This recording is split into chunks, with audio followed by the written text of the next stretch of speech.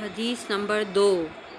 ام المومنین حضرت عائشہ رضی اللہ عنہما سے روایت ہے کہ حضرت حارث بن حشام رضی اللہ عنہ نے رسول اللہ صلی اللہ علیہ وسلم سے پوچھا،